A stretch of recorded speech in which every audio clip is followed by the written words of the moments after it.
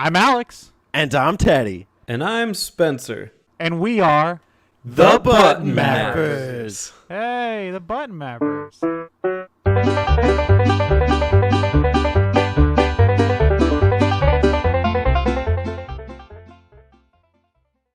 Dashing through the snow. One horse open Fabrizio. Yeah. I don't know how to top that. And to game talk we go. Singing metallic, go. Nothing else matters. Yeah. Yeah. You're absolutely right, Spencer. Nothing else does matter because we have the finest guest here on the Button Mappers, an expert of cheese, in fact.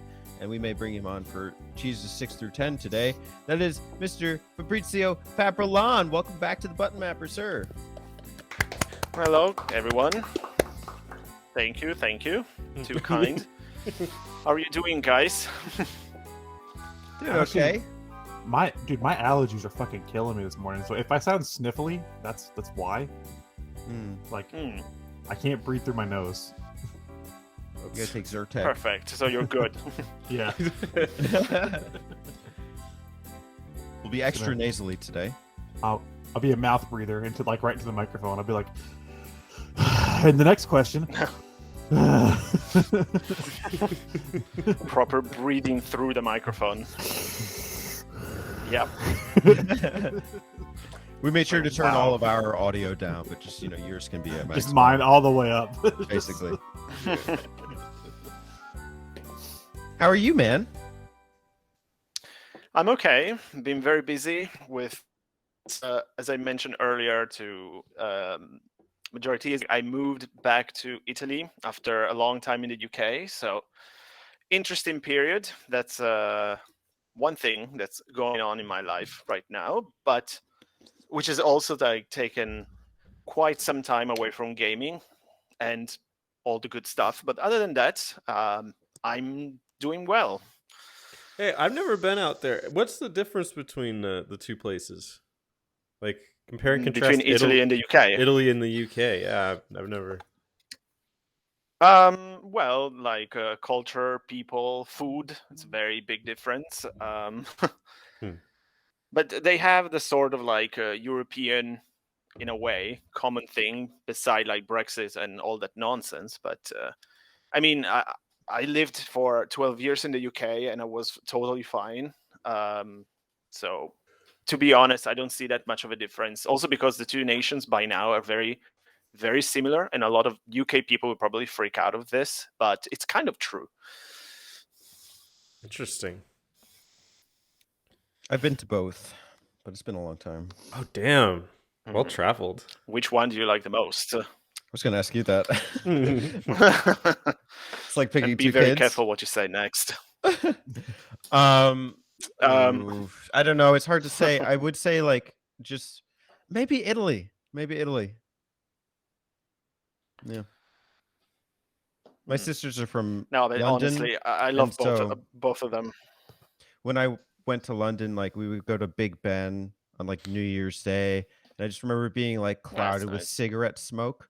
So it wasn't actually that nice, but I mean, it was cool being out there. I really like the subway systems in London. I forget what they call it. Maybe you know. The tube. I guess is that it? Yeah. It's a half-life ago. So, but it's not about me. It's about you. And in fact, while we talk about you, viewers at home, make sure you go check out FabryLON's YouTube page. There's a lot of great content, especially on the topics of RPGs, and we are very excited to have him on today. Links in the description below. Don't forget to hop on a flight and fly on over to Apple Podcasts and Spotify. And while you're there, you can visit the famous monument of Discord, where we're always active in the Discord. And have a nice Italian pizza while you click the subscribe button, and go down. I don't know anything about Britain or Europe at all. Click the like button and then leave a comment and then ring that bell. Click like if you like Brexit. Yeah, there you go. something London, something NATO. You really topped the charts today. I don't know. Like, yeah, that means it was almost done without mentioning Brexit. Mm. If you like crisps, hit the subscribe button. I don't know. Anyways, I mean, What are we I trying know our my best? channel hasn't been very active lately, but I'm planning to do something about it. We'll see. okay, good. But never reveal. The return of FabryLON. Return of Oh, my yeah. space heater. We'll see about that. Teddy's space heater's acting up again. I don't hear it, so you're good. Yeah. Give it like a minute. Oh shit. Okay. It'll be like. It's gonna be a sharp, piercing, shrill train whistle. Ooh. I thought that was the kettle of tea you left on. Oh, for Terry, who's also in Britain. Or anyways, moving on. So we have questions. You can leave us a question in the comments on our Game Talk episodes, and you can start today. And be mindful that by the time this goes up, the next month is actually a button mapper tradition in Poke-Airy. Spencer's All favorite. things Pokemon for the month of January. So leave us relevant questions to Poke-Airy. Let's go ahead and ask questions from the last time for today's special holiday episode, where we go on a three-way date with FabryLON. Whoa. And the first one comes from Axel. Since winter is coming, what are some of your favorite snow levels? So I don't know if y'all need a moment to think about that, but FabryLON, I would like to turn the floor to you. Snow levels.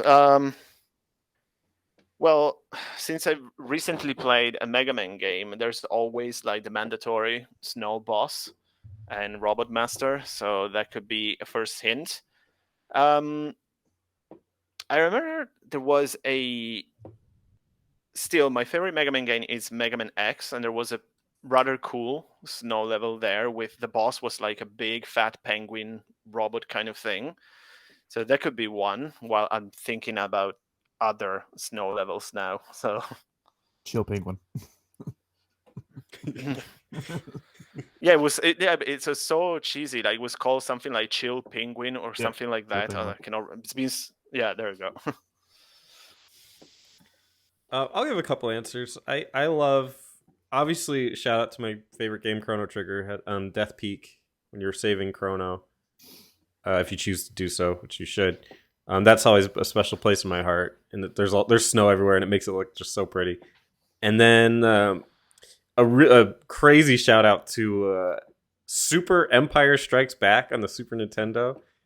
Had that took place that's at a good Hoth. one. Yeah, and it was just like a really, as a kid especially, like just kind of reliving Hoth, but like, with like all the different things you can do in there and like fighting AT-ATs and stuff.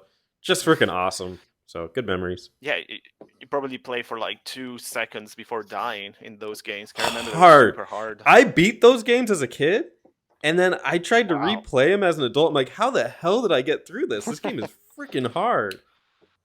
Remember, the only one I was able to finish was the Super Return of the Jedi. Yeah. It was so hard, though, I remember. Like a really like proper pat in the back kind of situation once I beat that. Oh, for sure. Those games are no joke. Like, I don't know how. I must have just been a better gamer as a kid. All right, I'll go next. But I have 2 answers, and they're both Naughty Dog games. The first one is the intro sequence to Uncharted 2, where you're dangling from a train, and it's in the snowy mountains. And the second answer is the the climax of The Last of Us, which is probably the best part of that game. So I absolutely love that section of that title where you're playing as Ellie and you have to survive and face off against a crazed man. That was awesome. That was Vote for. it was such like a desperate part of the game, and it's just the snow just made it even better. Yeah, Just- yeah. That's Yeah, like when I think of like video game snow, I always think of that area because it's just like if that was set in any other season, it wouldn't have had the same impact. It just fits so well. oh yeah. Speaking of theming, I do like how snow is themed in the 3D Zelda games on the 64, but especially in Majora's Mask. I think it was a nice start with like the Ice Temple and kind of the Zora Lake freezing over, but it kind of was lacking some, I don't know, some impact, I guess. Like, yeah, the Zoras were frozen and you can unfreeze Jabu Jabu, but when you actually go outside, there's like nothing in the lake, and you have it's just a kind of a weird jumping pattern. But I think like the soundtrack is very ambient. But once it comes to Majora's Mask, it actually impacts the lives of the Gorons, who are the denizens out there, and you see them actually shivering, and you can hear like the wind howl, and then combined with like the lens of truth and having to use it to see hidden objects, there's kind of a ominous air of mystery, and the snow is kind of deadly in a sense because the Gorons are a fire breathing creature. Well, if they would cover up their rock nipples, we wouldn't have this problem. Yeah, they're just hard all the time. That's how they drill through the snow. No, in Twilight Princess, they have rock nipples, and I always found it to be hilarious. Is that why it has the T rating? Yes. Rock And- nipples. Suggestive nippling. Every Yeah. time I play through that game and I go to Death Mountain, I always cackle when I see the Gorons because I'm like, you have rock nipples. That's the first thing he looks for every time. Yeah. The rock nipples. Next question. Good transition. Did you want to say something, Fab? No, just say like thinking of snow levels. I remember another one, like a game that I really liked was Shadow Hearts Covenant, which there is an entire section of the game that takes place in Russia, so that can kind of count because it's Russia. There's plenty of snow and cold, so just to think of a more proper answer from me rather than a random Mega Man game. It's like I'm supposed to say RPGs or stuff. What you trying to say about Mega Man? Mega Man the RPG. How about that? Yeah, Exists. There's like 7 of them. Yeah. Are there any snow there's levels a in any command of them? mission, but Yeah, maybe. Okay. Moving on. Terry 309. Woohoo. Question. Get ready for this, FabryLON. You're gonna have to listen closely. Super Mario Bros. Is real. It's Christmas, and Bowser invites you all to his Christmas bash. You all go and find out that he tricked you and actually forces you to choose between playing Clu Clus Land or Columns backwards. If you don't, then you will die. If you do and finish the games, then you will enjoy the rest of the night with beer, lots and lots of beer with Bowser and King Donkey Dong, and you play beer pong with the Kong. By the way, if you get a game over in game, you die in real life. Which of the two games will you play backwards? Columns. I mean, that's just like you just unstack it, right? That means you have to start from the hardest column level.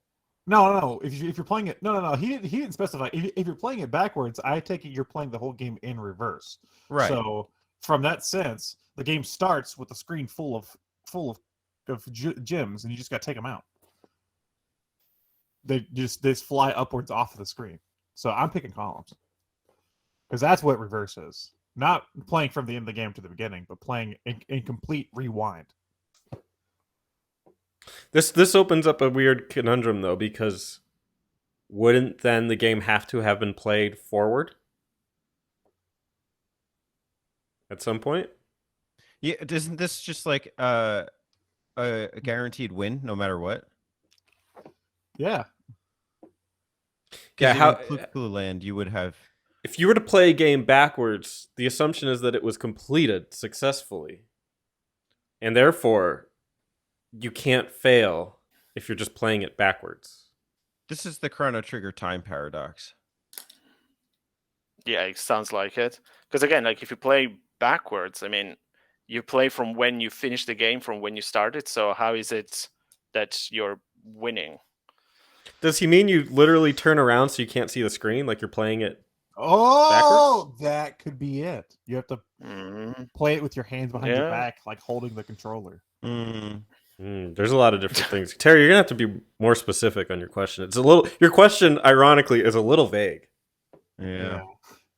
It's a good concept, but I think it could use, a little more. I want you to take this question, Terry, and I want you to try it again next month. Workshop it. Yeah. For Yeah, Pokemon. Don't give up on it. Don't give up on it. Just try again. Yeah. Thanks, Terry. Q, this is from Turbo Zone. There are like 5 Turbo. question marks. I don't know what the hell I even asked. I don't like this question. Q scenario, Terry face reveal finally happens. Turns out he's actually Shrek from the hit movie Shrek, where he plays Shrek. With this knowledge, what do you do? Do you tell the rest of the world he's blowing his cover? Do you become his donkey? Do you join him for Shrek Sember? It makes sense. After all, Terry's no longer a troll, but an ogre. I thought Mike Myers played Shrek in the hit movie Shrek.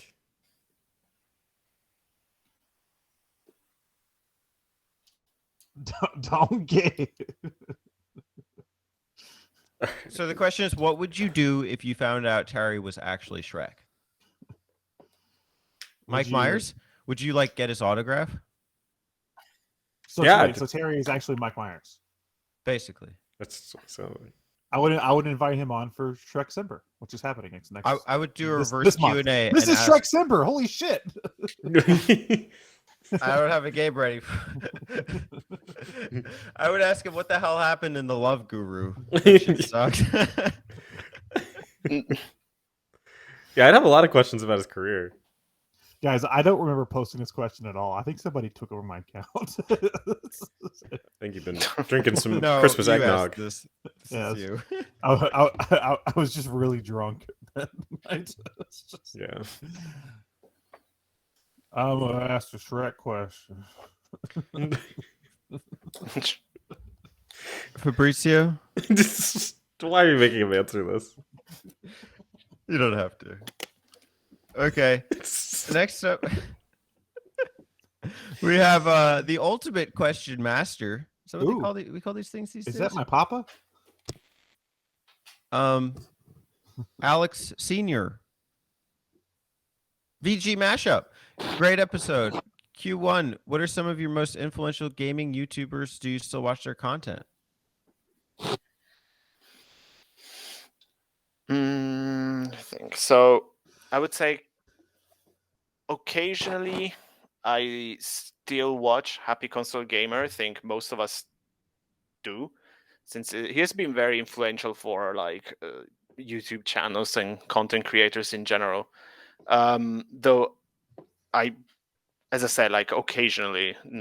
Others, I don't know. I'm not very. Yeah, that would probably be my answer. I was thinking of others that I might watch regularly, but I don't know. I'm kind of random in my YouTube watching. So, like gaming-wise, probably I would say Happy Console Gamer. I think still active and that I still follow. Unpopular opinion. I never really cared for his videos. I liked his kind of like home style, like kind of it didn't feel like anything fancy for the most part. The one thing I don't like about his channel right now is just that like he's clearly getting review copies of games and like he's like doing it the second the review embargo's over. So like we have a Shin Megami Tensei 5 review a week before the game's even out. I just don't. So I'm not gonna watch that. But I might go to him for his opinion on like a Dragon Quest game or something. I do like that he's a bigger YouTube that talks Dragon Quest, you know? So that's kind of where I stand on him nowadays. Did you guys know that I met For him? me, the way I watch. Oh, go ahead. Really? I know. I was just saying, like with Happy Console Gamer, I usually watch whenever there is a video that interests me. Like I never watch his gaming reviews, for example. I especially like when he has those longer chats with Robman, for example. I think those are some of the best videos he has made recently. But yeah, for like individual games review, I don't really care about those in general, and let alone from him, I would say. Cool. Yeah, he was super nice. I met him at an Arizona Gaming Expo thing, and there's a really that's cool, crazy story that goes into that. But basically, I was working with another channel, a bigger channel, and then they wanted to interview him, and I was like, "Oh, that'll be so much fun." And then they said, "All right, you watch our equipment. We're gonna go interview him in another room." And then they ditched me for like legitimately 3 hours. Bastards. Wow. Yeah. And I was like, oh. But I did get to. That wasn't on him. That was on my people. And then, but I spoke with him like right before that, and he was really really nice. We talked. It's cool just to talk about gaming with somebody else like that's bigger. Like you sort of think maybe they don't. It's more of a business to them, but no, he was really really cool. Him and Metal Jesus, talked to him at the same time. Not as much, but he seemed nice as well. And I think Alpha Omega Sin. Do you remember that guy? Oh my god. Do I ever? Do I ever? There's a story. He was there too. I And mean, he seemed cool. I used to like Alpha Mega Scene channel back in the day. Does he still Kinda make funny in a content? way. No. But, Oh, funny. I don't know, maybe. Oh, go ahead. No, sorry. I Well, thought you were done. but my answer would be Tyler1. He's a League of Legends streamer. He's more of a Twitch, but he posts everything like a bunch of like best of clips on YouTube. And the guy's freaking hilarious. So I love Tyler1. What was the question again?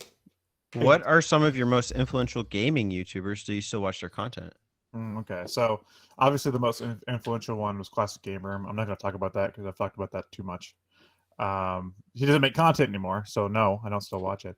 But a more current one that I do watch, I watch a lot of YouTube, so it's hard to pinpoint. But the one that I tend to go back to a lot now, and I know he's kind of blown up over the recent years, but I feel like bringing him up is just Scott the Waz. I still, even though he's huge, he still has like a homemade feel to his videos, and I love watching his stuff because it's just, you can just tell he's just having fun making this shit. Like he had a special recently where he made a spaceship out of Wii games, like Wii shovelware, and flew into space. Like that's stupid and amazing, and like I don't know, I just have fun watching it. So since Classic Game Room is dead, I would just say Scott the Waz.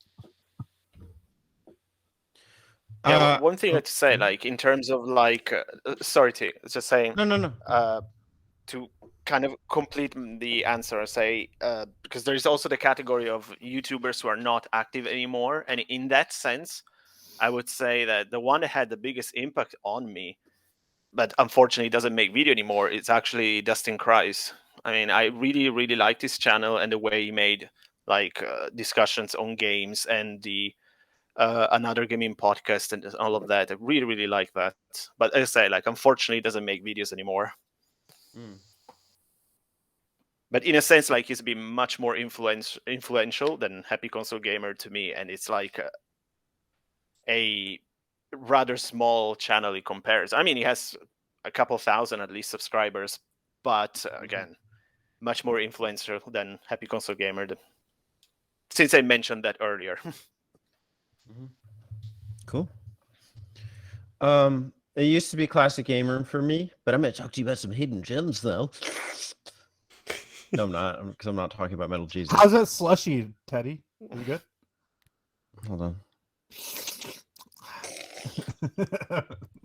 It's a real gem. No, what was I going to say? I lost it. No, I didn't. Modern Vintage Gamer is a recent one I've been watching. I like him. I really like his kind of discourses on hardware and emulation and how he's modded a bunch of consoles. Recently, he did a video on his history with Xbox and how he used to like code games back on the original Xbox and always try to like figure out how to mod these systems. And he actually gives you tutorials like in the thing. So I've learned about modifying 3DSs, like piracy on certain consoles. I think I followed one of his guides for like maybe not the SNES Mini or for something, and it mostly worked, but you know, I tried it for the Wii U. It didn't really work so well. But I just like his kind of style and how he's kind of like almost a gaming rebel in a sense, you know, kind of like teaching you to unleash the full power of your hardware consoles. He has a really relaxing voice, I think. Yeah, he does. And he ported like Quake and Doom onto like the Switch. Yeah, well, he did Shantae. Mm-hmm. So that's cool. He's got kind of like that hometown hero kind of vibe. And so I still watch him today. Also kind of a lesser known one, but I do like Kid Shoryuken. He kind of came up not on the tail end of Classic Gamer, but I mean, I remember like him being one of like a few patrons, and every time Mark would shout him out. But now he's still very much doing his own thing. He does like tours of gaming retro stores in Japan. He does his kind of import game of the day reviews. And I think he's a really good channel and kind of a healthy model of like how to go about making game review content on YouTube, and also kind of like tour videos.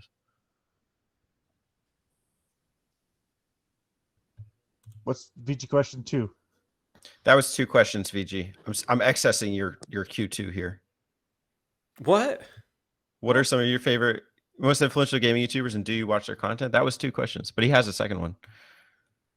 That was. I I guess. don't count that. Whatever. I'm just messing.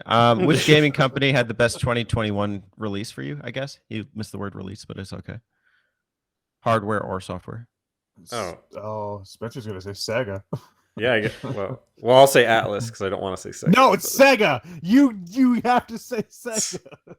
Sega, sure. You don't say Lucasfilms anymore. You say Disney. He really Sega. liked Football Manager. Yeah, that was one. No, it's Sega with the SMT5. Basically, you're asking what's the game of the year, right? Is that kind of basically what he's getting at? Well, he said console, hardware, game, whatever. Okay, what hardware came out this year? Zelda Game & Watch. The new Switch, I guess.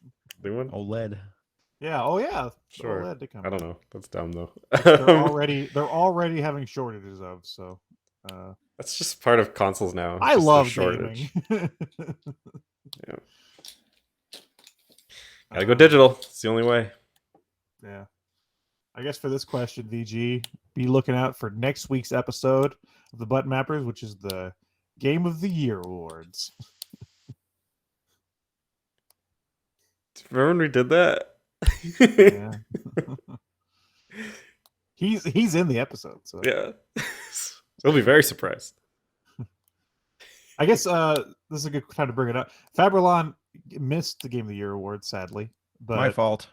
I'm gonna use this opportunity to ask FabryLON what would have been his pick for the Game of the Year.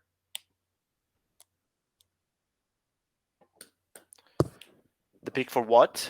The game of your Game cut of out. the Year. Game of the year. Yes. At the moment, I would probably say Trails of Cold Steel 4 to me.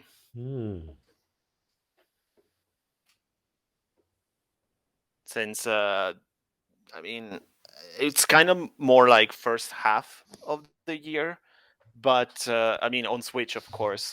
But considering how big that game is, and it's the culmination of so much, it's kind of like no wonder that it has to be my game of the year. I say. I mean, unless there's going to be some crazy surprise for the rest of 2021, which I don't think so. Although I have to say, a game that I played recently, Ori and the Blind Forest, any other year would have been a game of the year to me.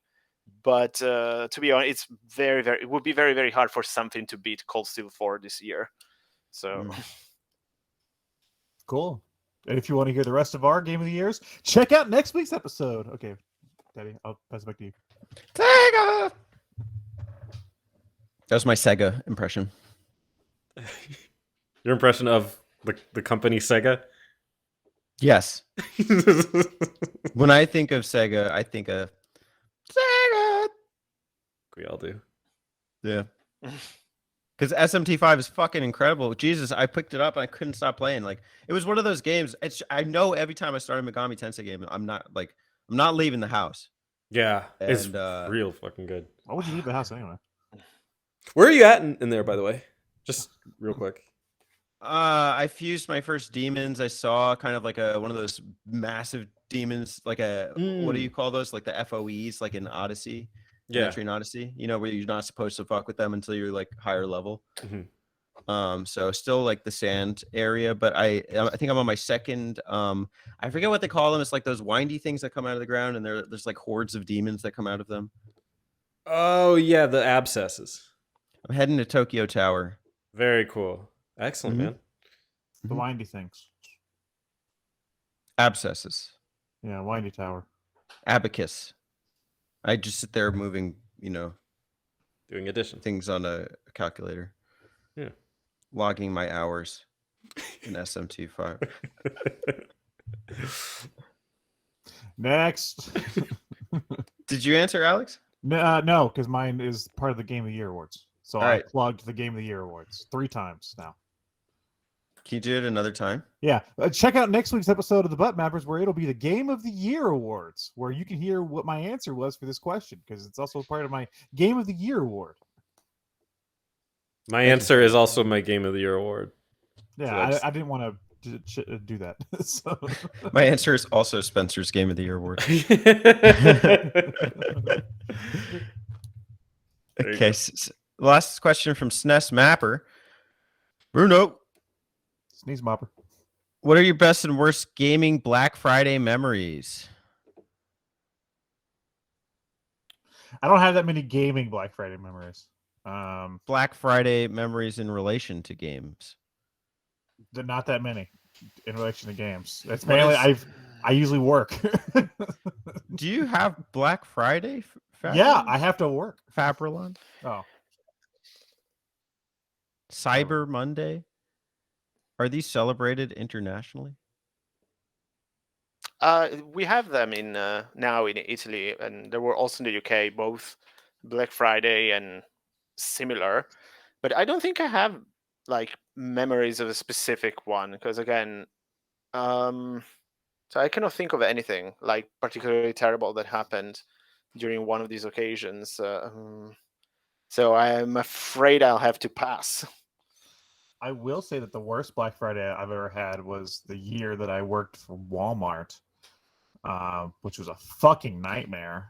Working Black Friday, and I tell you what, that company, I worked there for a year. That was like one of my first, like, after I got out of high school, that was my first job that wasn't like, because I did like landscaping with my dad forever, while I was in high school. That company doesn't give a shit about their employees, period, and they're a terrible company. But I will tell you this: we went through a shitty ass night of Black Friday shoppers, super crowded, super busy, no help. They had like security officers at the door, like checking everything, people fighting over everything, and then finally, I got a fucking break. And I go back to the break room. They're like, "Here's a tray of vegetables. Thanks for working hard, guys." And it's like, yeah, now I can. Great, I'm gonna eat some fucking celery in my break. Like, I feel I feel loved. Thanks, Yeah. Walmart. I hated that company. That company's bullshit, man. They're terrible. Maybe I have an unpopular opinion. I don't really know, but I love Black Friday. The whole Christmas season, I'm happy. I know that's technically, I guess, Thanksgiving, but it's just wrapped up with Thanksgiving or Christmas for me. I love going out and shopping with like people. I love crowds of people. I have always had fun, even when I didn't get what I wanted on Black Friday. So just good memories, or all of them. I think I got like, a couple years ago. I didn't even like love the games I got. I think I got like Shadow of Mordor, one of them, like the second one, and an Assassin's Creed. And I was just happy I got them and for like super cheap. And then I played them for like 20 minutes. I was like, eh. but I still had fun doing it. I don't know. I always loved Black Friday. I don't have any bad memories of it. Actually, Black Friday. I will. How about this? Let me just put this one out there. My favorite Black Friday would be the one where I got a PS3, because that got me back into gaming. So that's my favorite. Very cool. Black Friday got me into modern gaming with the PS4 because it was like on sale. And I never wanted to get one because it was mad expensive and I was broke as shit. And my most modern console at the time was like the Wii Mini. And then I got the PS4 in like 2016. I got it primarily to play ukulele. That was Oh no. interesting. But I got it with Dragon Quest Heroes for $10, The Last of Us remaster for $10, and then I went home and downloaded some games. So it was a pretty favorable, fun experience. My PS4 doesn't get too much love nowadays, but I still like it. Yeah, 2016. I remember when I you have got to that. say, I give plenty of love to a PS4 since I don't have a PS5. Yeah, I guess I'm doing more I Switch. don't know what you're talking about, man. Hey, it's my love, okay? I remember whenever you got the PS4, that Black Friday, because I also that Black Friday. I like Black Friday shopping. I just want to talk about my experience working at Walmart during Black Friday. It's fucking terrible, but Black Friday shopping's fun, and that Black Friday was a good one for me because I went out and I bought one game. I bought World of Final Fantasy, and then I went home and I just played a shit ton of World of Final Fantasy. Nice. It's a good day. I got a big ass TV on Black Friday. Oh, sick. Did you get to punch an old lady for it? We don't talk about that. Give me a TV. This is for my grandson. I have a weapon.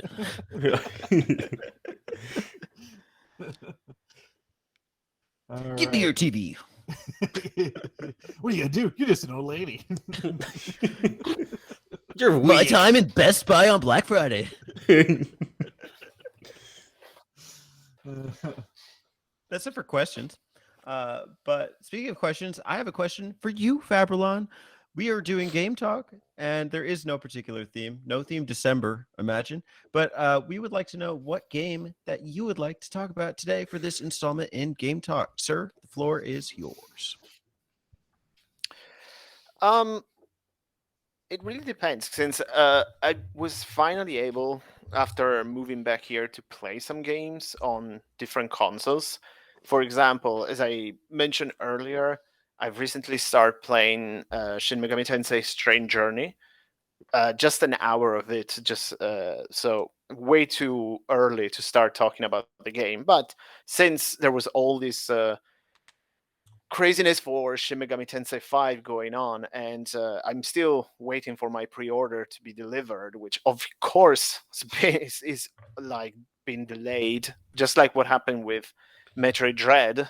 And I'm probably the only one in the world who hasn't played the game yet, since again I pre-ordered it and it was delayed, and now the game is in London, and I have to wait probably at least 10 more days before like it will be like my brother will come here visiting, and I ask him, like I basically beg him, like, can you please bring this game to me? So we'll see about that. But the cool thing is one game that pleasantly surprised me that I played recently was Resident Evil 3 Remake, which I had so much fun with it, and didn't really expect it. In a way, yes, since I always loved that game. But again, I'm not too much. I would say it's not that I don't like remakes, but it's something that I'm not too crazy about. But it was like, yeah, why not? Resident Evil 3 is my favorite in the series, and it can be fun to like relive old memories. And I have to say, like the game really didn't disappoint. It was a lot of fun, and it's absolutely gorgeous to look at it, like on the PS4. And what else? Like I played some Tales of Berseria on PS4 again. Instead of playing Tales of Arise, play Tales of Berseria, since simply because that game I saw it at a GameStop, but it was way too expensive. So I'm just gonna wait a little bit on it before jumping the gun and get Arise. And that's also another series I'm very much getting into. Tales. It's something that I've always knew about it, but never really been too interested into it until recently. So it is that has been also a very cool journey to me since I've played Tales of the Abyss. So I jump around with a lot of different genres, which it's been very cool since up until I was in London, the only games I could play were on handheld consoles. But now being back here, I was able to reunited my entire collection, so I can move between handheld and home consoles, and it's been a lot of fun, I have to say. So, like for example, now I play the 3DS, and I'm planning to play either the PS4 or PS3 after Strange Journey, even though it would probably take a while. But it's cool planning this way instead of say, okay, I played 3DS, let's move to the Switch, let's get back to the 3DS then.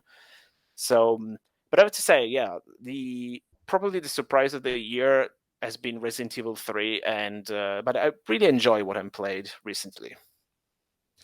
Now, throughout your 5-hour playthrough of Resident Evil 3, I'm just kidding, because that game's short. Now, that you're talking Resident Evil, that's right up my alley. I was unimpressed by the remake of 3. I got it when it came out. Do you feel like, well, for one, I'm going to ask you, did you play the remake of 2?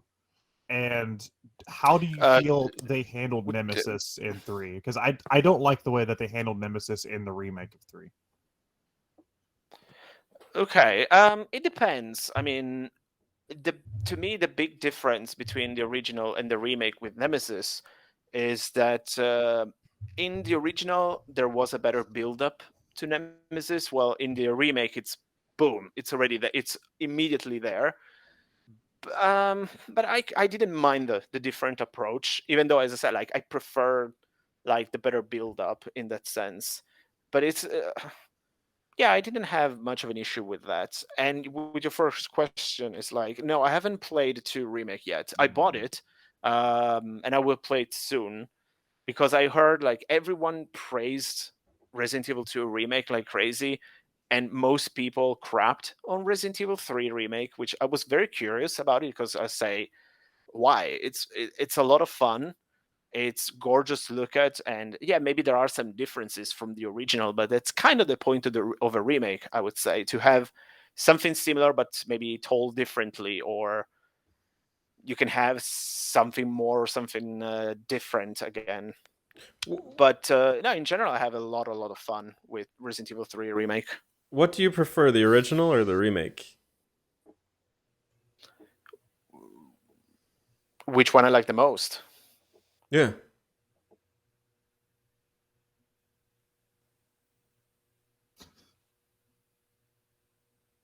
Yeah, if you had to pick one, which would it be? Oh, okay. Sorry, I didn't hear very well. Oh, okay. I don't know, to be honest. I've always had a big soft spot for the old Tane controls kind of gameplay. That was a lot of fun, even though I don't know if I will be able to enjoy it now, since it's very different way of playing. So the more kind of action like gameplay style of the remake is a lot of fun. Gosh, I really don't know which one I would pick. I mean, I would be fine with both of them, to be honest. Oh, Um, you can't do that. Some no, guy, I'm not doing. I know. some I'm guy's not got a doing gun to that. your head, I know. and he's like, for some reason, you I motherfucker, don't you know. I have to wouldn't pick mind. one. Like, I wouldn't mind picking the remake, probably even over the original. As much as I love it, I said, like, I had a lot of fun with that, and I haven't played the original since, what was it, 1999 or something. So, but again, like back then and still to this day, basically, it's still my favorite, and I really like what they did with the remake. So, yeah, if I have to choose between the two, I wouldn't have a problem picking the remake over the original. I mean, I would agree with you there, and I don't see. The thing is, I don't like the original Resident Evil 3. Really? Because it feels like more of an action game, but with the tank controls, and I don't like that. It's more of a fast paced game than the original 2 titles. I prefer just to go straight to Code Veronica instead of playing 3. But I feel like the thing with me, I felt like there was a lot of potential in doing a remake of 3, and I don't think it. For me personally, it lived up to that potential. And also, what I'm going to say here is a little convoluted because it is Resident Evil, but Resident Evil sometimes gets into this. it just crosses this line and gets into this realm of stupid sometimes. That's kind of hard not to like laugh at. And the beginning of Resident Evil 3 Remake got there for me because it like starts out and Nemesis is chasing Jill down, and she like falls through like stories of buildings and all this shit. She like drives a car off of a roof and crashes it, and she's fine. Oh, yeah. And and it's like, that's true. okay, that's like Resident Evil 6. Like Leon crashes a fucking helicopter into a building and then rolls down shit, and he's like gets up and he's fine. Yeah, it was. No, you were saying like it was interesting. You mentioned that it felt the original very much like a action game with 10 controls, which I don't know. I mean, it wasn't as actiony as like Dino Crisis 2, for example. I mean, that was like a shooter with like expecting to be a survival horror of some sort, but yeah, the thing is, especially like if you play on easier difficulties, like Resident Evil 3, like you start with the assault rifle and all of that. Yeah, I can see that. I don't know. It's just the original 3 wasn't what I was like looking for. It didn't have the same like horror and like atmosphere as the first 2 games for me. So I never liked that game. So yeah, I don't know. I saw a lot of potential in a remake of 3, and sadly, it also disappointed me. So Oh no. Capcom has yet to make a Resident Evil 3 that I like. But which one would you say it's your favorite? You mentioned Code Veronica, right? Oh, which Resident Evil is my favorite?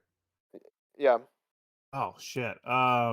It's probably 4.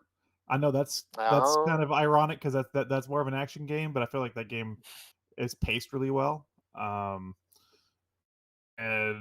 Code Veronica's up there too. I like Code Veronica a lot. So Yeah, I'm not a big fan of 4 though. And I mean, I liked it when I played it, but it never really stick with me too much. I don't know. Not a big fan of that. In the words of Metallica, nothing else matters. I got nothing on Nemesis. No questions. Yeah, I never played any of them. Any 3. You did? No, any of the 3. Oh. I was like, yeah, you freaking liar. We played Resident Evil 1. I don't know what you're talking about. Well, there's an entire Resident Evil 1 map out. I'll plug it here. It was my twin brother. We did with SNES map. I actually do have a twin brother, so it is possible that I put him in my place. Yeah, you should just like come on the show sometime and like not even be here. Just like have your brother do it, and we'll be like none the wiser. I think you'd very quickly be the wiser, but we'll be like, "What's up? Try. I'm Spencer." Like I don't know how your brother talks. Be like, "I am Spencer." Alex was like, "Fuck you, Spencer." It's like, okay, I'll kill you. Yeah, I like to imagine your brother is like a mobster. It's like a fucking he's getting there. It's getting weirder in his old age. Something in the water. Something. Thank you, FabryLON. Resident Evil. Best Resident Evil. Yeah. I go next. I want to go next. Yeah. I feel like I'm falling asleep. Hey, so there's been a game I've been playing with Spencer. I'm very excited. I'm not finished, but I'm towards the end, and I think FabryLON will like this pick. It is the 5th entry in a series that him, I, and Spencer, and even Alex to some extent really like, and that is Dragon Quest V. Oh. I'm just at the very end in Nadiria, in the underworld. And it is a game I've not finished before, but I've come very close many times. And Spencer and I are playing it for his channel, RPG Archive. But at the same time, you know, I'm on Dragon Quest sabbatical, so I'm trying to enjoy all of these Dragon Quests. And this is one I've been looking forward to for a long time. I would have picked something different, but it's just time has not been on my side, and I've not been able to play much.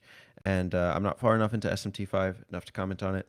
But Dragon Quest V is terrific. I've been playing it on the DS, and it is first off, Dragon Quest is in fact a series where it's set in a world where there's kind of like a dark magician overlord who's kind of like aiming to take over the world, and it's set in this kind of medieval fantasy where you go out with your warrior class party members and go on this grand adventure where the plot begins to unfold itself to you. And Dragon Quest IV, I think, in my opinion, was where the series started to make great changes in terms of narrative scope, and five is the realization of that.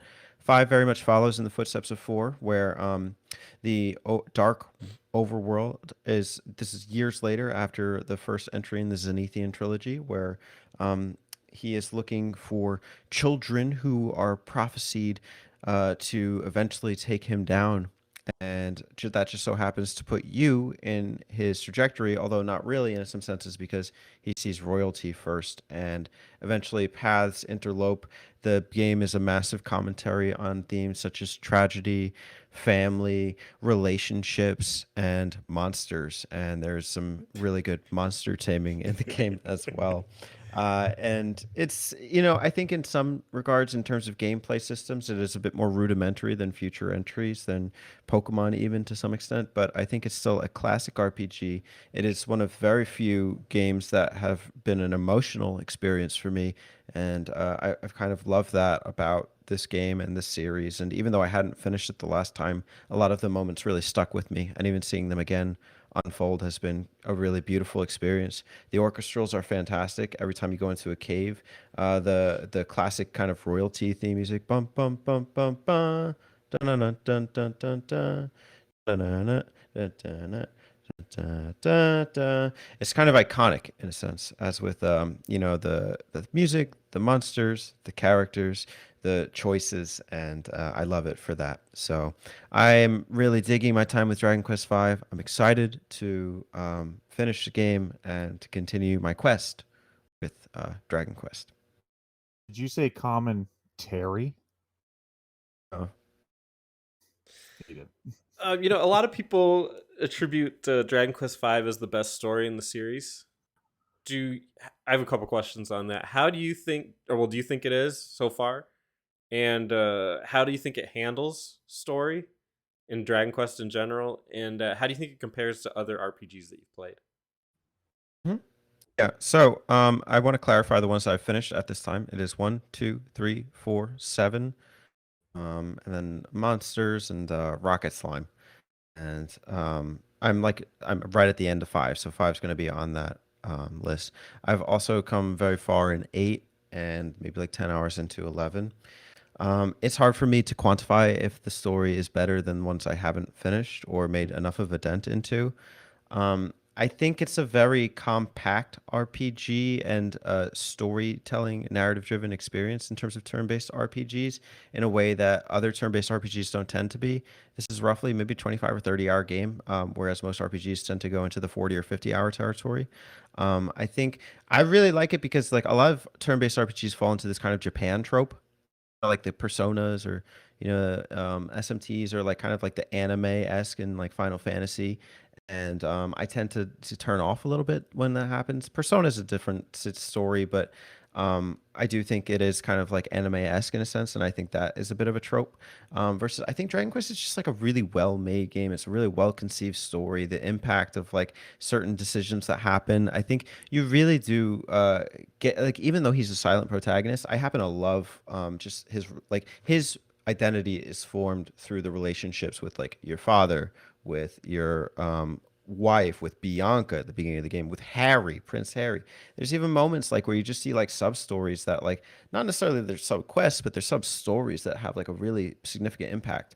Georgie Porgy.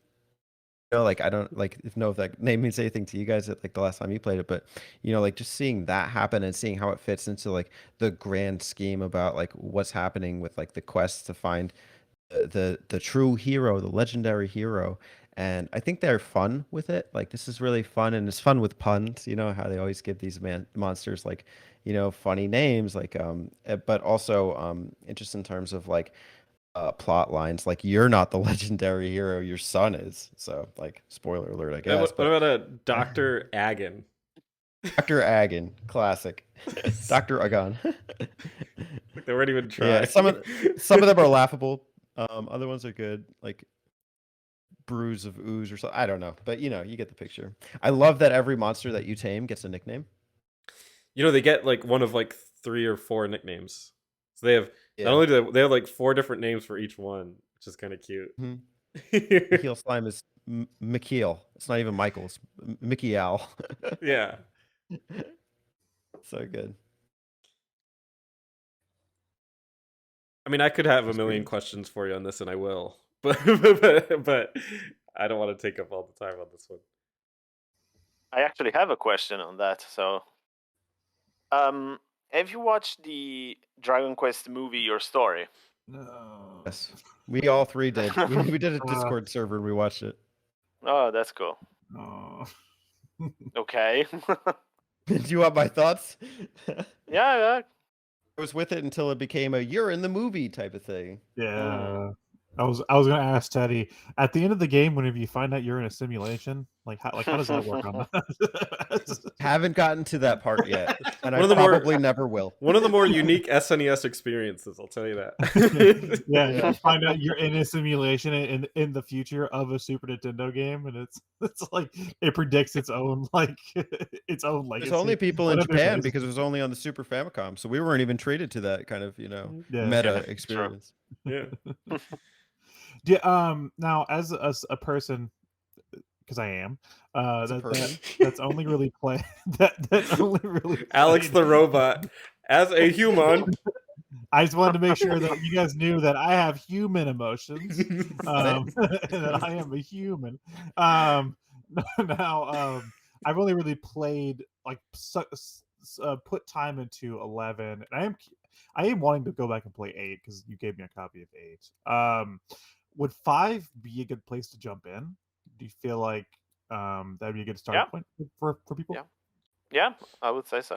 Personally, I would say the best points to jump into Dragon Quest if you're new, I would say either 8 or 11, personally at least.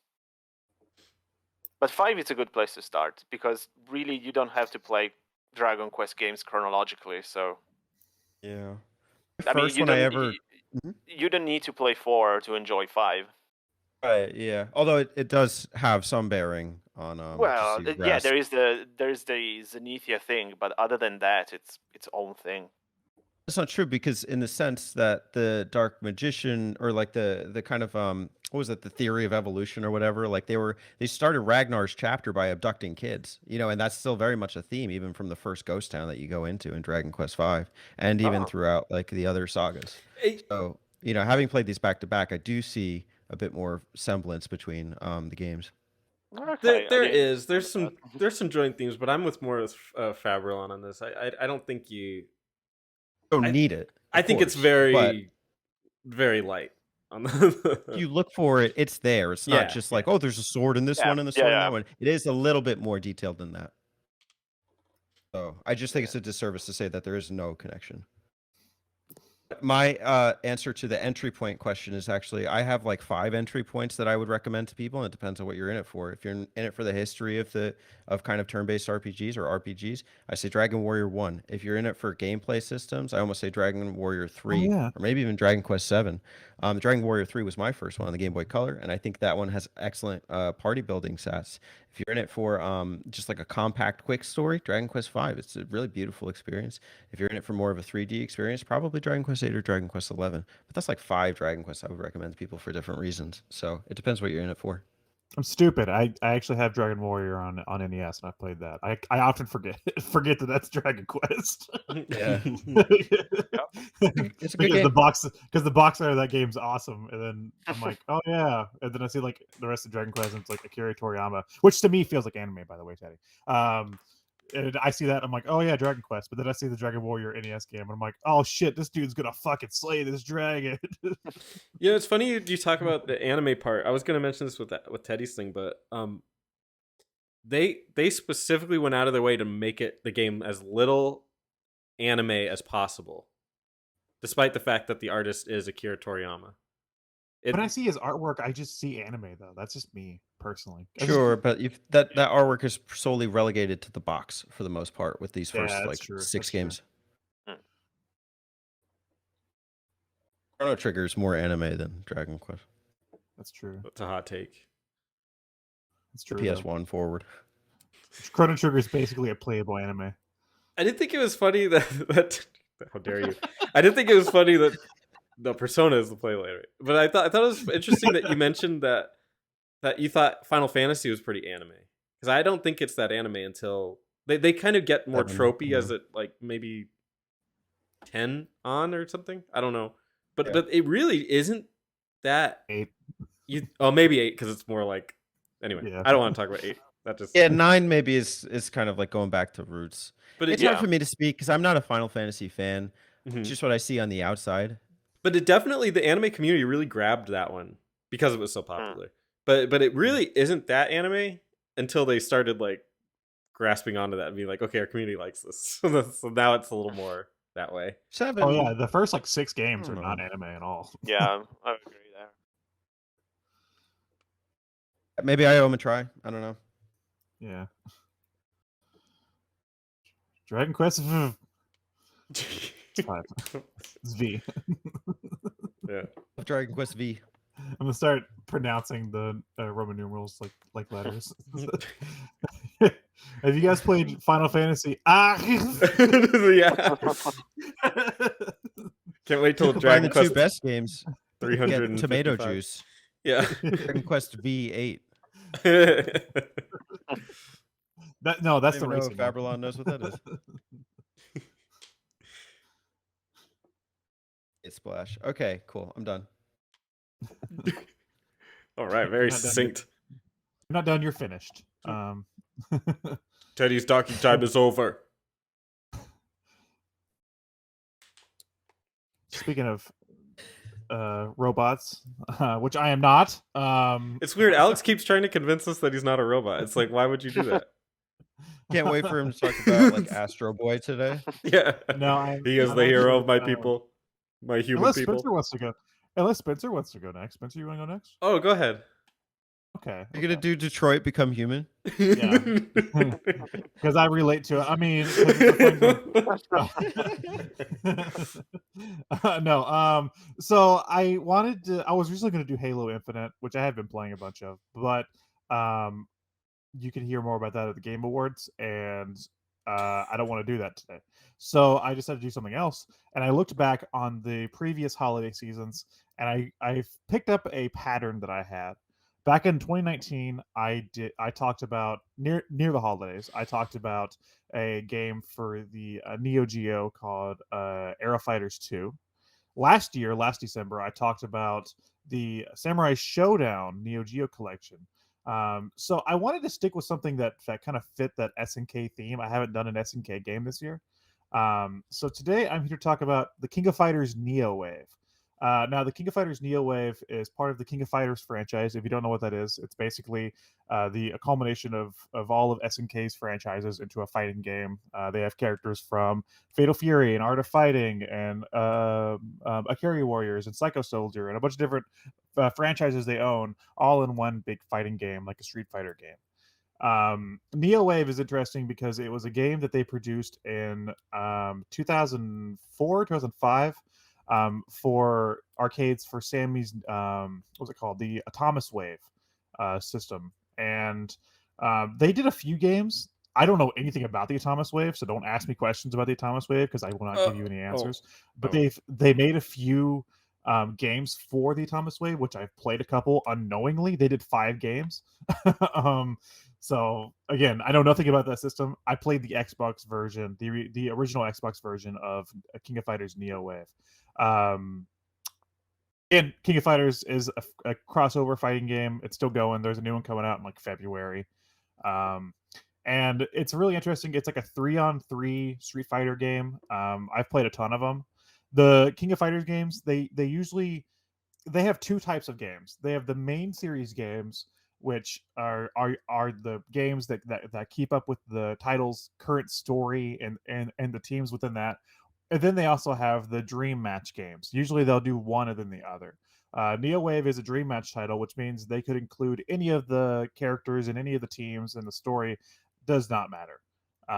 So this is purely just a fun fighting game.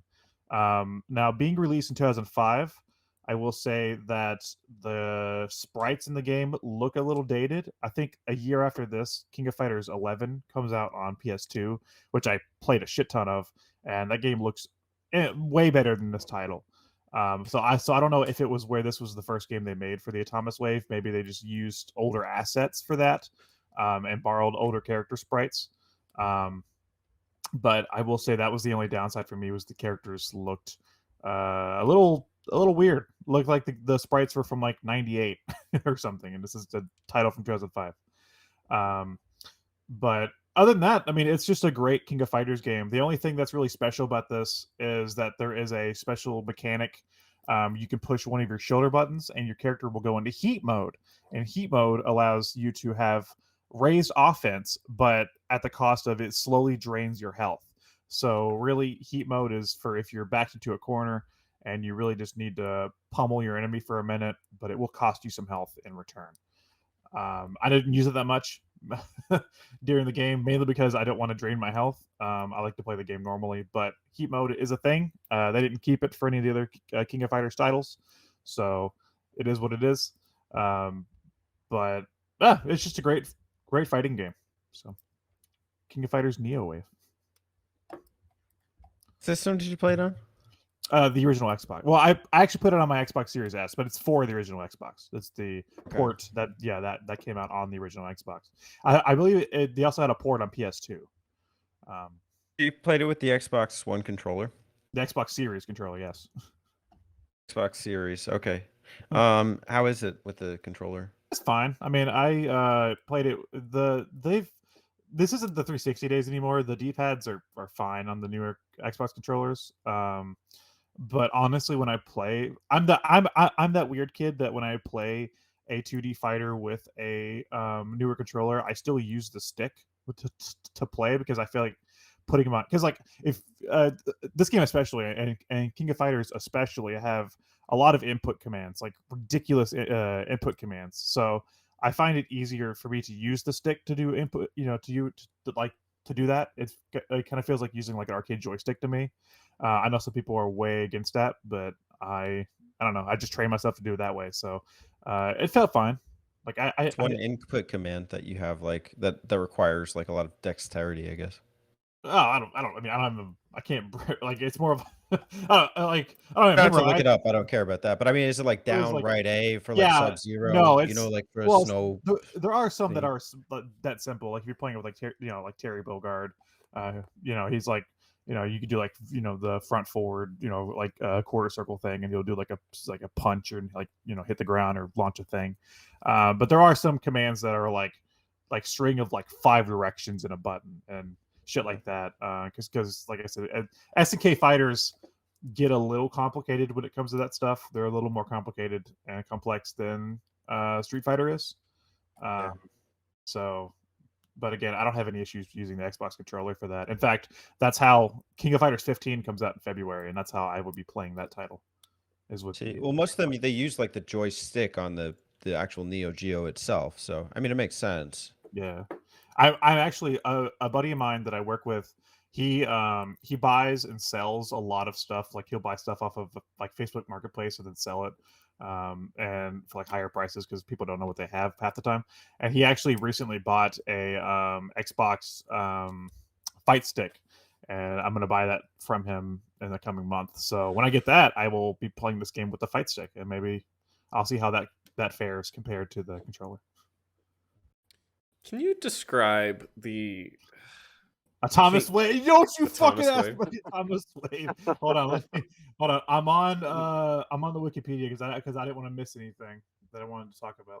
Let me bring up Sammy's Thomas Wave. I know Sammy is owned by Sega now, right? They're like a conglomerate. Sega Sammy, is that like the Sega dog? Yeah, because I think Sammy owns Sega. I think that's the other way around. Yeah, whatever. It's like Something like that, yeah. I Namco wasn't Bandai. It's Sammy Sega. Yeah. wasn't really Yeah. going to ask you about the Atomic Wave. Okay. But you had to. I was really going to ask, can you describe the King of Fighters story? Oh no. Just not like in great detail, but just like an idea of what. Because all the fighters always make these stupid stories, and they're all ridiculous. Oh no, it's right up there with this. I can't tell you because I haven't studied the lore in a while. I usually ignore it half the time. It's just kind of like each title anymore is like there's a new bad guy hosting a new tournament and stuff. But like the teams always change and this always change. I will say usually the end of the games have a ridiculous boss fight that are like like impossible to overcome. Like I'm talking like the boss fight is like the round will start and he'll throw 15 fireballs at you immediately. And it's like from like across the room and there's like no chance. And I will say I have footage for you, Spencer, when you put this episode together. I actually beat the boss on my first try for this game. And that's never happened with a King of Fighters game. So that was interesting. Nice. Good job. No, but no, I hate when. can't- Sorry, man. Just say like I hate when fighting games do that. Like they throw you like the super hard boss or something. It feels super cheap to me. Oh, absolutely. And like I don't get like King of Fighters 11 is the one that I've put the most time into, and that one definitely has a boss fight that like at the end he's like there's like lasers coming up from the ground and shit's in the background, and he's like throwing balls at you and everything. I'm like, how am I supposed to do this? This Yeah, is the one impossible. The one I always think about is from an old PS1 game, which it's called Wu-Tang Taste the Pain or something. It's like this fighting game with Wu-Tang characters, which Nice. is amazing. And I remember like by the end of the game, there is like a ridiculous, again, boss fight. That you're there with, like, I don't know, your character, and there's this huge guy with, I think, like 4 swords or something that jumps at you and it does like, I don't know, 20 hits combos, and you're already dead and cut to pieces. Like, was I supposed to do something here? I don't know. Yeah, hey, that game had a special Wu-Tang PS1 controller. Just a fun fact. Really? I didn't know that. Yeah, it was shaped like That's the cool. Wu-Tang symbol. That's awesome. Anyway, but no, Spencer, I can't explain the story to you. I can't even summarize it. There's like a whole sagas of the plot. They did from '94. They did one of these games every fucking year, and it was like every other game was a chapter in a story, and then the other ones were like dream games. So no.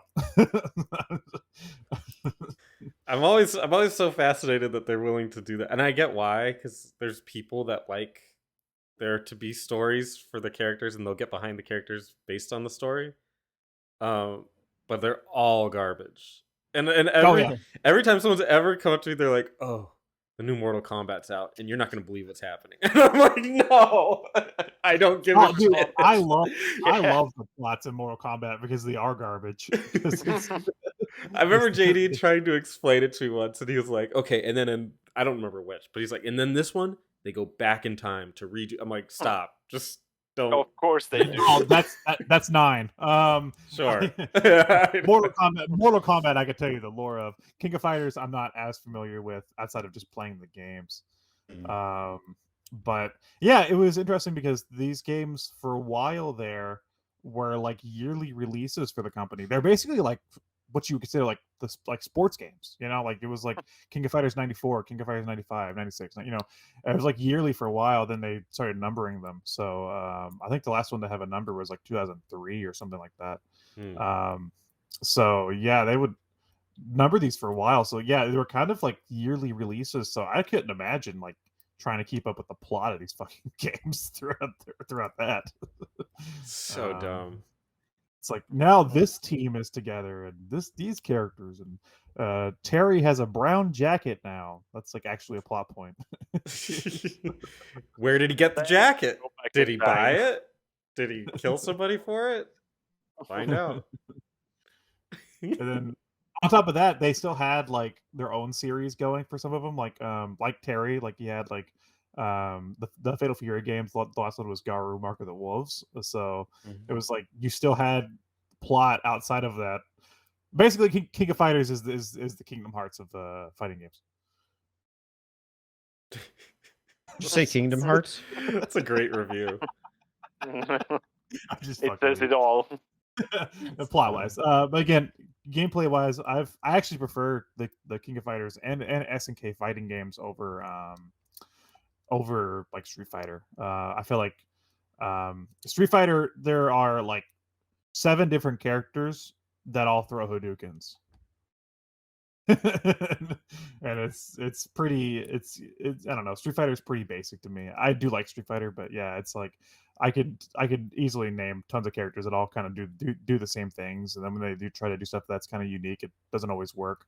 And I feel like the SNK games, the characters all feel different and all feel varied, and I've always really appreciated that. So What if you're looking trying? for a sorry, go on. No, you go. No, because I'm gonna end the video, my review He's here. good. So He's go ahead and ending say the what you want video. to say. Basically, what he's saying is that King of Fighters has more diverse humans. So if you, like me, are a fellow human with human emotions, and you enjoy playing fighting games with your human hands, King of Fighters Neo Wave is $10 if you're playing it on the Xbox because it's backwards compatible, and it's worth the money. It's a fun game. Thomas Wave it is. I don't know what the hell that thing is.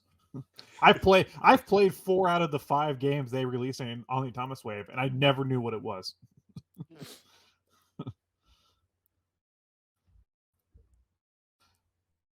I think Metallica's words. I think it's Nothing else. Enter Spencer. yeah. Pass it over to my fellow human, Spencer. Fellow human here, Spencer. And today I'm talking about, and I don't think we've done it on the show, but for some reason my brain is like, we may have done this already, but I don't think we have. But I'm just going to do it anyway. And then if I have, stop me, I have a backup. But Deep Rock Galactic. Stop! I was kidding. No, we haven't done that. Okay, good. I'm reading from the Wikipedia here because I know very little about it except for what I played a shit ton of it this week with my friends.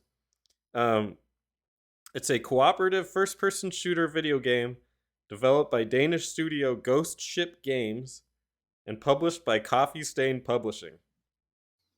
Wow. Stop me if you know anything about what they're talking about. Coffee Stain. I love Coffee Stain. Inspiring. It was fully released on May 13th, 2020. So, Deep Rock Galactic is calling it a first-person shooter is a little bit weird. It's a cooperative game where you play as 4 dwarves in the future in space, and you're mining asteroids. Well, I guess it's a planet, but it just seems like asteroids. But it's really, I guess it's a planet. But you're mining a planet for, ore and different equipment and different like rocks and flora and fauna, and you're mining it so you can build more stuff. And it's a 4-player co-op game. You can play it with less, and it scales with difficulty. But I was playing it with 4 people, and I haven't seen these guys in a while, so I was having a blast doing it. We're just kind of catching up and hanging out. Played it about 5 times. Put in about probably 10 to 15 hours into it. And so yeah, it's 4-player cooperative. It's first person, and half of it is you mining, and the other half is you blowing up like space bugs because they're trying to kill you while you mine. And there's 4 different classes, and they all have their own specialties. I've only played one class because we've stuck to our classes the entire time, and I played the engineer, and he can create his own platforms, which is super helpful, and he can set up turrets, which is also helpful. So yeah, I think most of the classes tend to get one thing that helps them with the mining part and one thing that helps them with the combat part. It kind of plays almost like a Minecraft kind of thing where you can chop into the walls and you can explore and find hidden nooks and crannies that lead to more open places that have more mining and more ore and more flora and fauna. And it's super adorable, ironically, even though it's constantly you're scared of murder. But it's got a hub, and you get to watch the other dwarves like walking around the thing, and dwarves are just adorable as they are. And you get to customize it, and that's where if you wanted to spend like money on it, you can do that, but you don't have to, and you can get most of it through the game You can get most unlocks just straight through the game anyway. And yeah, you just make the dwarf that you want, customize his beard, his hat, his shirt, however you want to do it, and you just complete these missions. They take about 20 minutes a pop. You go in, you go out. They're pretty challenging, which I admire. And they get really, really tense because the bugs will come in waves. And especially when you're trying to finish the thing, it's like the dropship is over here. You have to make your way to it, and the bugs will be attacking you through it. So, really, really fun game. I don't know. It's not going to win any game of the year, but it's a really fun game to play cooperatively. Talking about What you're space basically saying frogs. is Earth Defense Force mixed with Diablo 3. I have no idea if With that's what I'm really saying. With Minecraft. There you go. If that's what it is, then yes. There you It's go. funny we're talking about humans when you're playing a game about dwarves. So I don't know, like, is it? You said it's fun. Okay, good. So it's on PC. Yeah, it's on PC. I don't know if it's made its way to the other consoles yet. It has. Would you call this I tower believe it's on defense? Game Pass. Oh, it's on Game Pass. Excellent. I believe so. Highly recommend It's it. like Or tower it defense. was. No, it would be like it's hard to explain exactly genre wise. Fight the hordes. It's like a mining one. It's just Kind of you. Go ahead. a mix between it. It's kind of like a mix between a tower defense and Minecraft. Sounds like it. No, not at way. all. No? Your missions are generally mining related, and you have to go like mine a certain vein or get a certain amount of a certain crystal and then leave. And then throughout, like one of them, you might be collecting eggs, and every time you collect an egg, it unlocks like a horde that's gonna come attack, and you have to survive that wave. So it's just the waves aren't like a tower defense wave. It's more just they're literally just gonna swarm you and try to kill you, and you have to kill them. Can you tell me about the semi-autonomous wave? Yeah, it was like a console or something that housed a lot of King of Fighters games. Wrong. Oh, I'm wrong? I thought that's what you said it was. Yeah, it was an arcade system. Oh, arcade system. Well, I said or that something. SNK put a few games on. Yeah. I find dwarves don't get a lot of love, so it's nice to kind of hear like in a game about dwarves. you know? Yeah. Like there's Never one that played. I played on the Genesis called The Lost Vikings, and it was like similar, like a co-op dwarf game, and like you would do like it was almost like Triforce Heroes, but with only like local co-op, and you would like complete these kind of like puzzle challenges in a 2D platforming segment. So kind of a dwarf recommendation for those who like the dwarves. I was gonna bring that up, Teddy, because I was playing that recently on the Blizzard arcade thingy that they put out. We say Yeah, it's super fun. Mostly if you're playing with 4 people. I can't imagine trying to do this without 4 people or without knowing them. Like it just helps to know them, and then it just becomes really like a social thing almost. But it's a good time. you gotta do beast mode. Just one dwarf. One dwarf. Okay, real question here, Spencer. You can put together a dream team of yourself and 3 other people. Anybody ever. Does not have to be in this call. Yeah, anybody of all time. All the humans. Can be. Humans. Who is going to be on your team for Deep Rock Galactic? Dream Like- team. Like a dream team for Deep Rock Galactic? It's Yeah. literally anybody. I don't know. Yeah. Why no, does it... dream team. Come on. Oh, I don't know. You 3. Oh, It doesn't matter. As long lame. as you can be friendly with them, that's all that matters. It's just a social game. We need tactics here. We need Yeah, like we need Elon Musk, Gandhi. Well, so there's the engineer, there's the gunner, so somebody who just Okay. more of a heavy artillery guy. Okay. And then there's the scout and then the driller. So Oh. the explorer So guy Gian- what, go ahead. So Jian Wujan T would be the explorer. Who? He was a French explorer that went out to sea for 10 years, and people thought he was dead, and he came back. Oh, then sure. Did learn he more find about him in anything? Donkey Kong Country 3. Did he find anything? I don't know. I just like that story. He just like That he's not came very. back and they're like, Then no, holy shit, we thought you were all dead. he can't be because he's not very good. So like he's just not a very successful explorer. But I don't know. A good driller would be Mr. Driller, and then a good.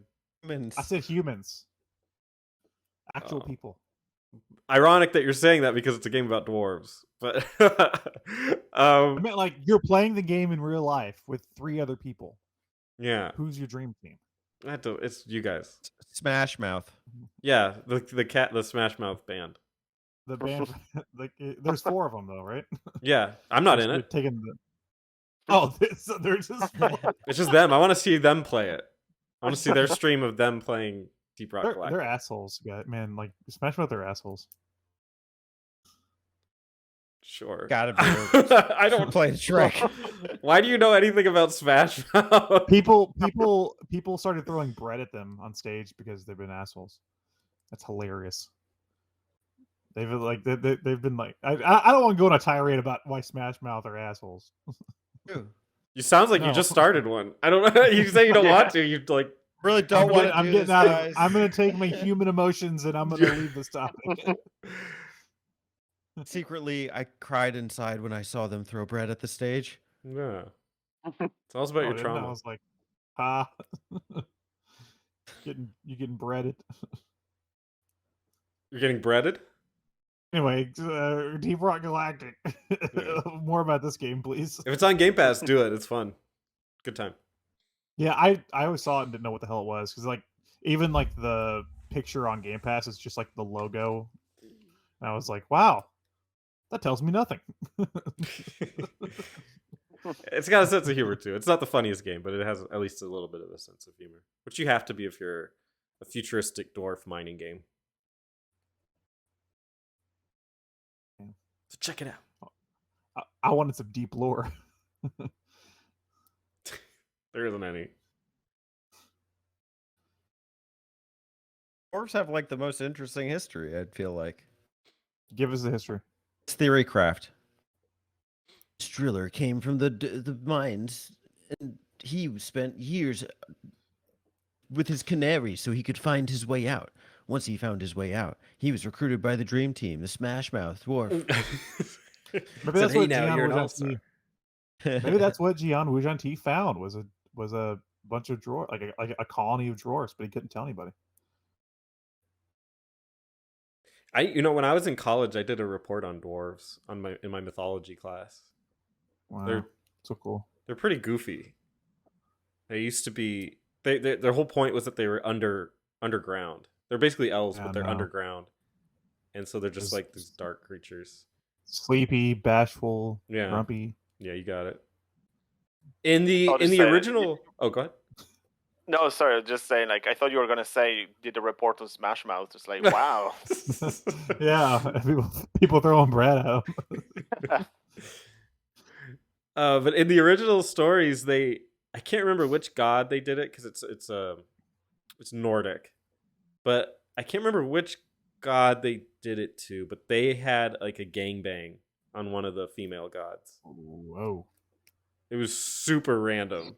It was like, why did you write this? Raise your hand if you know a Nord.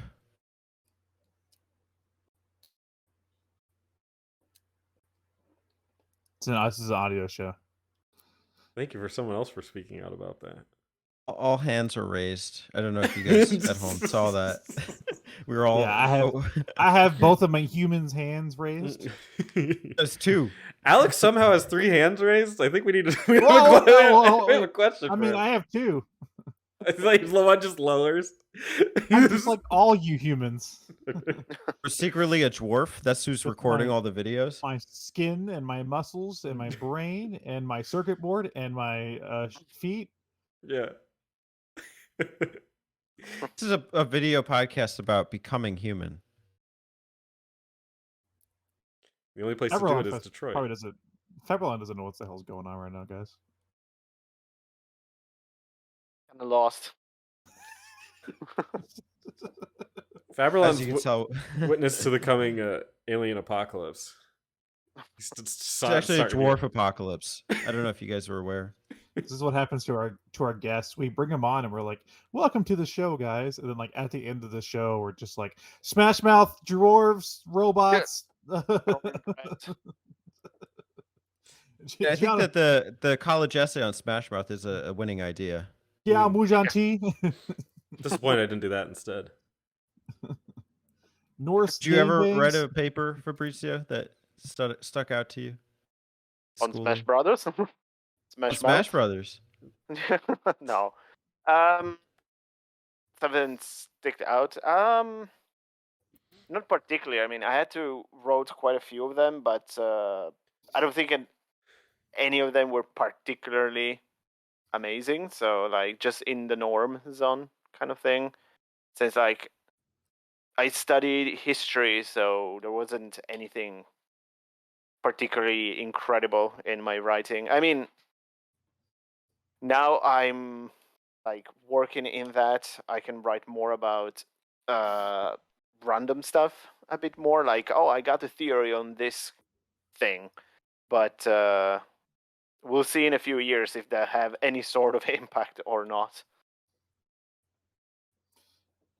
It wasn't a report, but I had to do a project for an AP English class one time, where we had to like illustrate or like portray something from a book that was like a version of like like symbolism or something. So I took a white piece of paper and I signed my name and I turned that in, and the teacher asked me what the hell was this, and I said it's from A Clockwork Orange because the color white symbolizes purity, and it was just a white piece of paper, and I got a fucking A. Seriously? Yeah, That's awesome. I mean that's what it is. The color white in that story symbolizes purity, so, and I just turned in a blank piece of paper. Genius. Oh boy. But the real question is, how did you get credit for it if you couldn't write your name on it? Oh, he I did. He did. That's the only thing you wrote. Yeah, I just wrote my name on it and turned it in. And then when he asked me what the hell I was like what this was, I told him what it was, and he was like, "Oh, that. I mean, I can't argue with that." But the paper's not pure anymore because you've You tainted it. desecrated it. Well, all the assignments have your name on it. Are That you was the saying? only- Are you saying that symbolically you've tainted purity by putting your name on it? I'm saying that if you're That in your That school, deserves an A. if you're Yeah. turning in a paper, you have to sign it, or else you don't know who the hell the paper's from. I think there's more to this that we could go down if we wanted to. I don't know what you guys did in your desert school, Spencer. I talked to my teacher, the cactus, and tried to do that same trick. She wasn't having it. And he didn't say anything because it was a fucking cactus. Yeah, she was very prickly with what she wanted on her papers. That's when we learned about sandworms.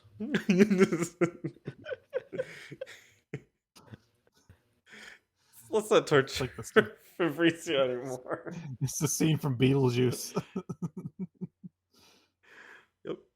Every time I look out, it's the scene from Beetlejuice. FabryLON, thank you for coming on and tolerating us. Hello.